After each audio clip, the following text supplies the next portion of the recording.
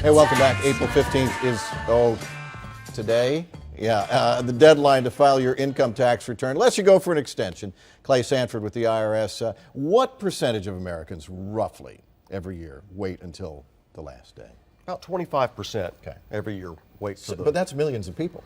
That's right. So about 1 in 4 people wait until, let's say, the last 2 weeks of the filing season, but it is significant. Yeah, and I remember the good old days, or bad old days, depending on your point of view, in which many post offices would be open very, very late. In the Dallas-Fort Worth area, you have 2 this year that are going to be open, Right. extended hours, and that's because most people file electronically. That's right. 80% now of folks are using the e-file programs. There's something really for everyone on our website.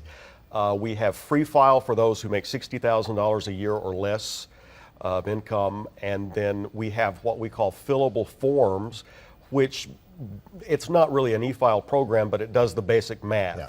So, and that's for any income bracket. So we have all of that available. Yeah, if you've not tried it, go ahead and try Sure. it. If it doesn't work, then you go to Plan B, or Absolutely. file an extension or whatever you need to do. If I do have to file an extension, and if I owe money, and if I don't have the money that I owe, what do I do? The best thing to do is if you don't have all of your paperwork together, is the reason to file an extension. If you think you owe tax, it's best to go ahead and file and then estimate what you think you might owe and go ahead and get a check in the mail, and then that way you will lessen any penalties and interest. Okay. So it's best to do that, but you don't want to skip filing because there's a penalty in itself just for not filing on time. Right, okay. So the important thing is to file. Right. If new this year is reporting whether or not you have health insurance coverage under the Affordable Care Act. Right. It's simply a box that you check for most people on the e-file program, and for other folks who have questions about the premium tax credit, other things like that, we have a vast section on irs.gov with lots of Q's and A's for just about any question you would have.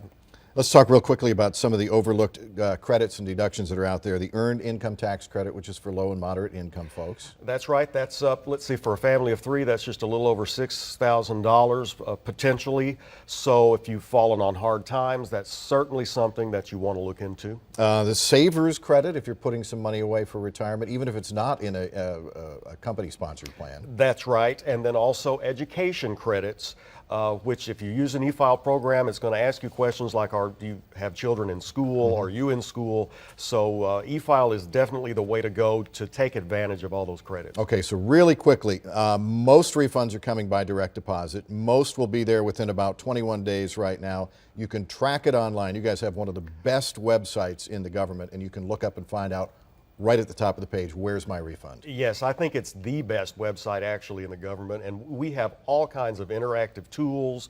So if you find yourself waiting in line at a taxpayer office or on the phone too long, definitely visit irs.gov. You'll probably find that most of your questions can be answered right there. Okay, very good. You can find a link to the IRS at fox4news.com. Thanks very much as always. Thank you. Hope everybody survives.